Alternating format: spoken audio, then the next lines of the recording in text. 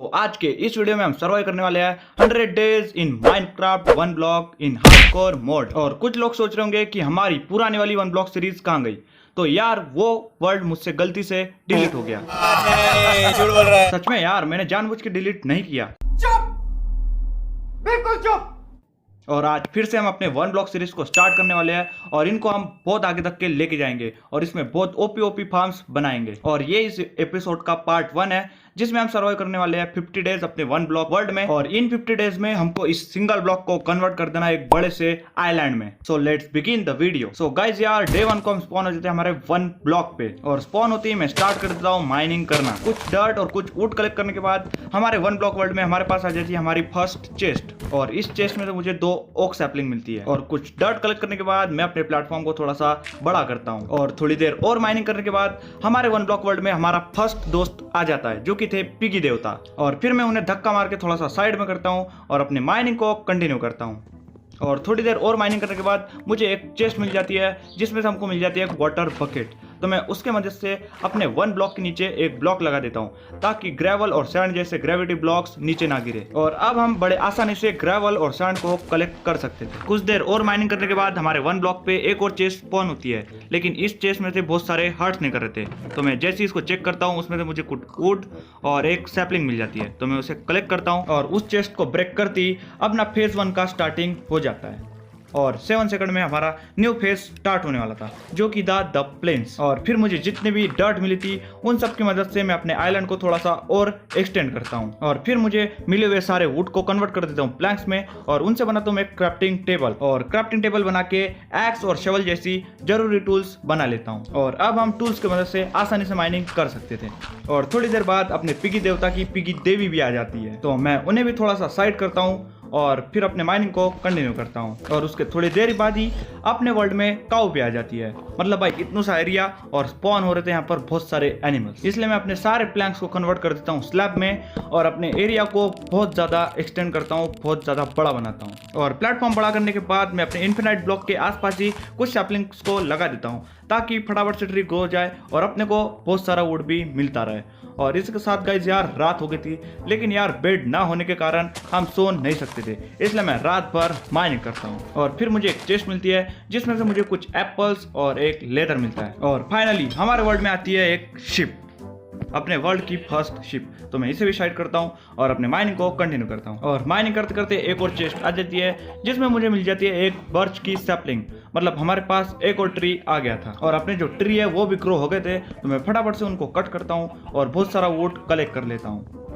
और फाइनली आखिरी block mine करने के बाद हमारी हर्ट वाली चेस्ट आ जाती है जिसमें मुझे ग्रास ब्लॉक, कुछ एप्पल, कुछ सैपलिंग मिलती है। और उसे जैसे मैं ब्रेक करता हूँ हमारा ये वाला फेस भी खत्म हो जाता है। और फिर डर्ट और ग्रेवल को कंबाइन करके मैं बना लेता हूँ कोरस डर्ट ताकि हमारे डर्ट का क्वांटिटी बढ़ जाए, हमको एक्स्ट्रा डर्ट मिले। और फिर हमारा सेकंड फेज स्टार्ट हो जाता है जो कि था द अंडरग्राउंड। और इसमें हमको स्टोन भी मिलेंगे और साथ ही साथ कोल, आयरन जैसे रिसोर्सेज भी मिलेंगे। लेकिन इस फेज पे काम करने से पहले मैं एक छोटा सा प्लेटफॉर्म बना लेता हूँ ताकि मैं वहाँ पर अपने ट्री ग्रो कर सकूँ, अपने फूड ग्रो कर सकूँ और साथ ही साथ अपने जो एनिमल्स है उनको भी वहाँ रख सकूँ।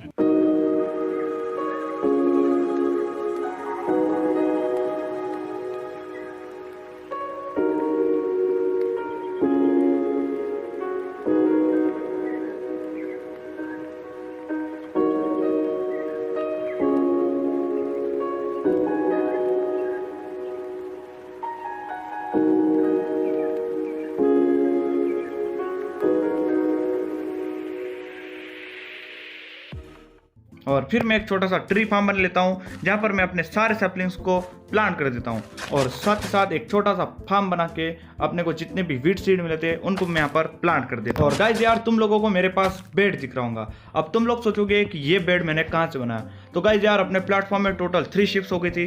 तो ये फार्म बनाते बनाते मैंने उन शिप्स को मारा और अपने लिए बेड क्राफ्ट कर लिया। और वो वाली क्लिप मेरे पास नहीं है क्योंकि वो क्लिप मेरे से गलती से डिलीट हो गई।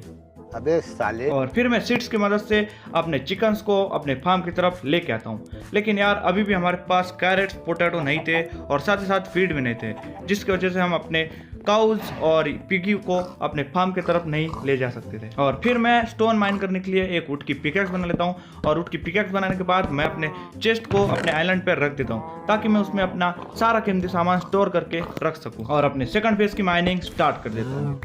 और मुझे मिल जाता है अपने वर्ल्ड का फर्स्ट कोबाल्ट स्टोन। और फिर मैं आ जाता हूँ अपने ट्री फार्म पे और अपने ट्री फार्म पे आने के बाद मैं बहुत सारा वुड कलेक्ट कर लेता हूँ और फिर अपने माइनिंग को कंटिन्यू करता हूँ। और माइनिंग करते करते मुझे मिलता है कुछ कोल और साथ ही साथ कुछ आयरन भी।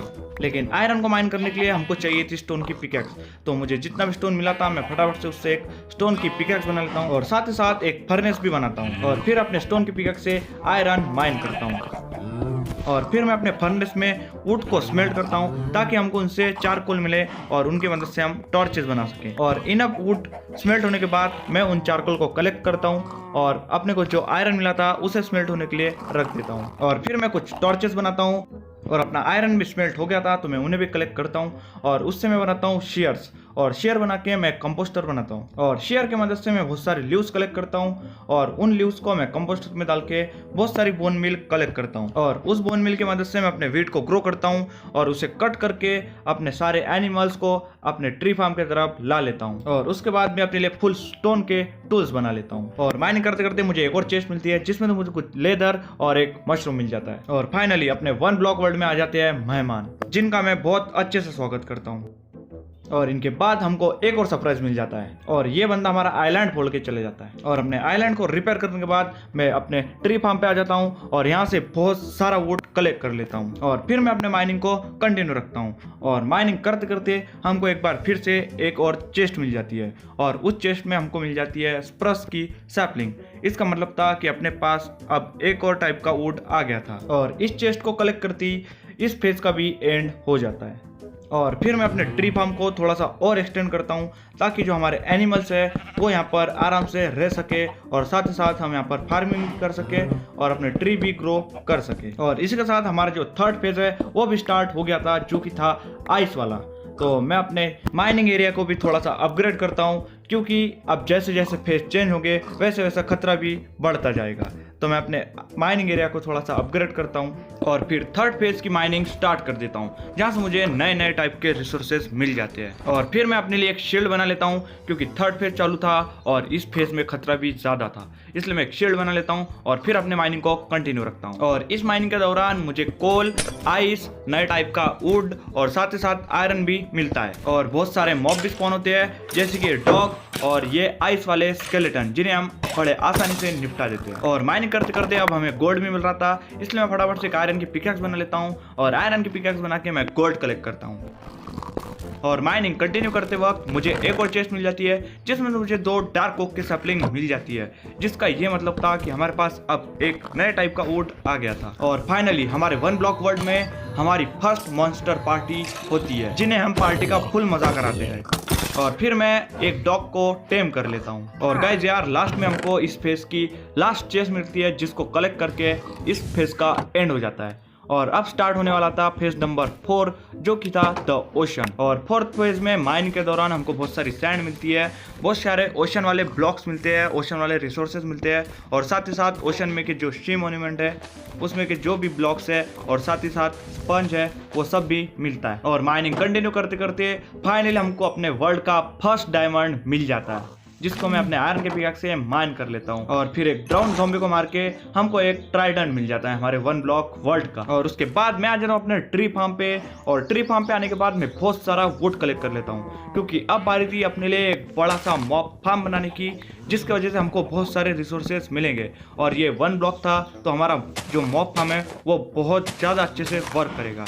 तो मैं फटाफट से बहुत सारे वुड कलेक्ट कर लेता हूँ और फिर चलते। और इसके साथ गाइस यार अपना जो मॉब फार्म है वो बनके रेडी था और वन ब्लॉक में मॉब फार्म बहुत अच्छे से वर्क कर रहा था। फिर मैं अपने मॉब फार्म से निकल के सीधा आ जाता हूँ अपने इन्फिनाइट ब्लॉक के पास और मैं अपनी माइनिंग को कंटिन्यू रखता हूँ। और माइनिंग करते करते मुझे बहुत सारे चेस्ट मिलती है और साथ ही साथ ओशन में के बहुत सारे रिसोर्सेज मिलते हैं। और मैं माइनिंग कर ही रहा था कि तभी अपने इन्फिनाइट ब्लॉक से एक एंडर गार्जियन स्पॉन हो जाता है। तो मैं फटाफट उससे दूर जाता हूँ और उसे अपने बो की मदद से मार देता हूँ। और अपना जो मॉब फार्म है वो बहुत ही ज्यादा अच्छे से वर्क कर रहा था। हमें यहाँ से ढेर सारे रिसोर्सेज मिल रहे थे और साथ ही साथ भर की एक्सपी मिल रही थी। बहुत सारे मॉब्स को मारने के बाद और ढेर सारी एक्सपी कलेक्ट करने के बाद मैं अपनी चेस्ट ओपन करता हूँ और चेस्ट में मुझे दिखता है पोटैटो, जिसका मतलब था कि अब हमारे पास एक और फूड सोर्स आ गया था। और फिर से मैं अपने माइनिंग को कंटिन्यू करता हूँ, जहाँ से मुझे एक और चेस्ट मिल जाती है जिसमें तो मुझे एक म्यूजिक डिस्क मिलती है और एक बुक मिलती है जो कि खाली थी। और इस लास्ट वाली चेस्ट को माइन करती हमारे ओशन ओनली फेज का एंड हो जाता है और अब स्टार्ट होने वाला था फेज नंबर 5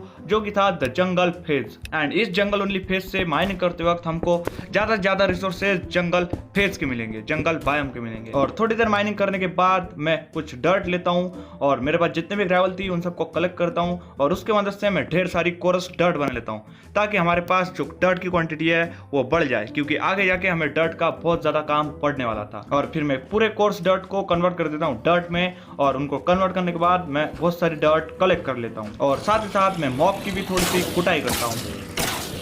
और अब तुम लोग देख सकते हो हमारे पास कितनी सारी डर्ट कलेक्ट हो गई है।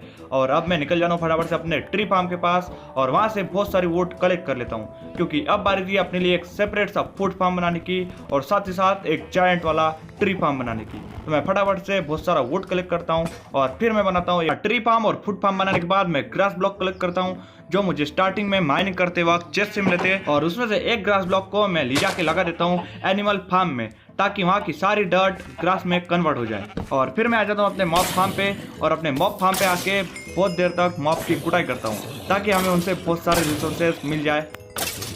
और बहुत देर तक मॉब की पिटाई करने के बाद मैं अपनी चेस्ट में से जितने भी बोन कलेक्ट हो गए थे उन सबको कलेक्ट कर लेता हूं ताकि हम उनसे ढेर सारी बोन मिल बना के अपने क्रॉप्स को ग्रो कर सके। फिर मुझे जितने भी वीट की सीड्स मिले थे उन सबको मैं प्लांट कर देता हूं और उन्हें प्लांट करने के बाद मुझे अपने मॉब फार्म से सिर्फ और सिर्फ एक पोटैटो और एक कैरेट मिला था। और बोन मिल का यूज करके मैं इस एक कैरेट और एक पोटैटो का क्वांटिटी बढ़ाता हूँ और बोन मिल करते करते मैं इनके 2-3 स्टैक कलेक्ट कर लेता हूँ।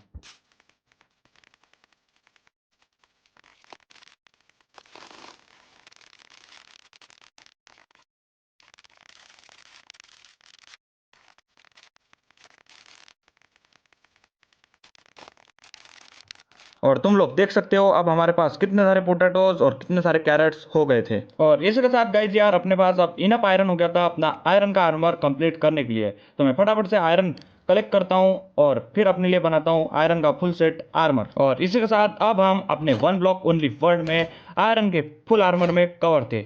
और फिर मैं एक बार फिर से निकल जाता हूं अपने मॉब एक्सपी फार्म पे और वापस जाके मॉब की बहुत देर तक कुटाई करता हूं और साथ ही साथ फ्री की ढेर सारी एक्सपी कलेक्ट कर लेता हूं। और फिर मैं अपने माइनिंग एरिया को थोड़ा और अपग्रेड करता हूं, उसे थोड़ा सा और अच्छा बनाता हूं और फिर मैं अपनी माइनिंग फिर से कंटिन्यू करता हूँ। और ये जंगल फेस था तो पता नहीं माइनिंग करते समय ये कौन से जादू प्रकट हो रहे थे और जंगल फेस से हमको ढेर सारा रेडस्टोन्स भी मिल रहा था। और फाइनली थोड़ी देर और माइनिंग करने के बाद हमारे वर्ल्ड में आ जाता है माइनक्राफ्ट का सबसे क्यूटेस्ट एनिमल जो कि थे व्हाइट एंड ब्लैक पांडू जी। और थोड़ा और माइनिंग करने के बाद हमको डायमंड भी मिलते हैं इस फेस से। और कुछ देर माइनिंग करने के बाद हमारे इन्फिनाइट ब्लॉक से एक चेस्ट प्रकट हो जाती है जिसमें मुझे मिल जाते हैं बाम्बू और कोकोआ बीन्स। तो बाम्बू की मदद से मैं अपने पांडू जी को लेके जाता हूँ उसके घर में और कुछ देर बाद मुझे एक और डायमंड मिल जाता है। और फाइनली लास्ट चेस्ट को ब्रेक करने के साथ इस फेज का भी एंड हो जाता है। और इसी के साथ गाइज यार हमने टोटल 5 फेजेस कंप्लीट कर लिए थे, लेकिन अभी तक अपने पास एक अच्छा सा बेस नहीं था।